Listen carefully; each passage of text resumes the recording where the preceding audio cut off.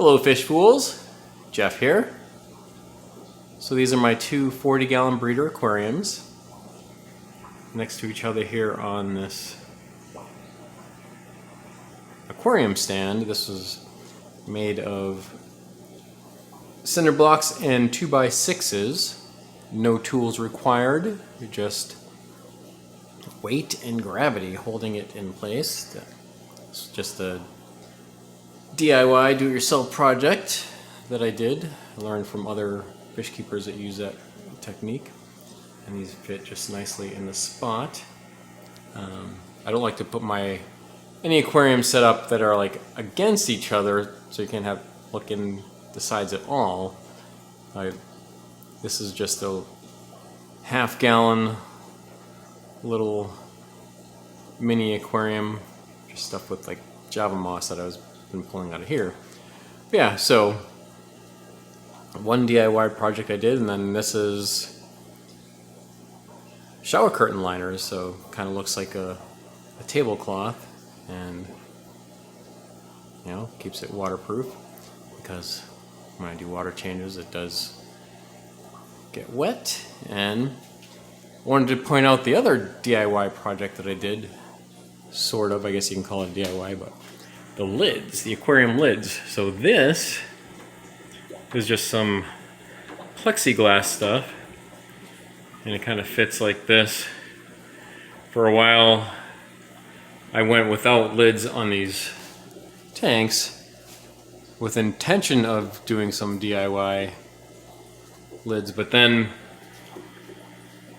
a while back, you know how during the pandemic different businesses were putting up this plexiglass stuff between whatever employees and customers as just like a guard in between them. And when I was at work one day, right at that timing, I just happened to look out the window and I saw some dudes from another business walking over to the dumpster with these plexiglass pieces, like they had it as a guard during the pandemic, and then when that was pretty much done with, they were just disposing of it. And then I thought to myself, that looks like it would be perfect for an aquarium lid.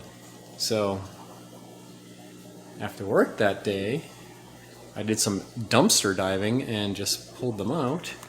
So yeah, so this being 40-gallon breeder, it's just the right width.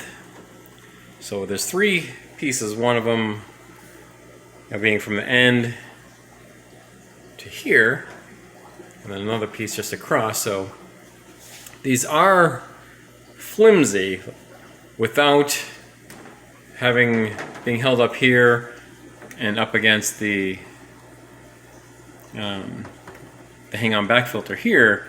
It would bend and dip in, so just set up like this keeps it from going in the water, but it works out like this. So it's just going across the two to hold it up, so kind of have a section there to hold it up. Otherwise, like I said, this would dip in up on that. So pretty much covered. So there is just the gaps in the back a little bit, but yeah, that works. Until I put these up, I was still finding dead, dried up fish on the floor, because they do jump. I did have for instance, I had a couple of male swordtails that jumped. It was the original male that was the one that a store-bought swordtail male that I lost that one. And then like this one was born in here. There were two that were born in here that grew swords. One of them jumped, and that's the one that remains. And just random guppies or other fish along the way, shrimp even.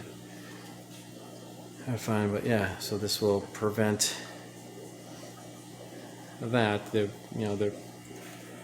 still chance of a few in the back, but I will reduce it and reduce evaporation as well. But yeah, pretty simple technique. There's nothing where it like slides. If I have to feed, I have to lift it up, or no like opening, but I can handle that.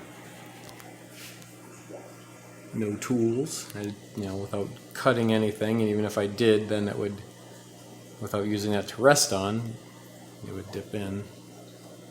So yeah, cool looking 40-gallon community tanks.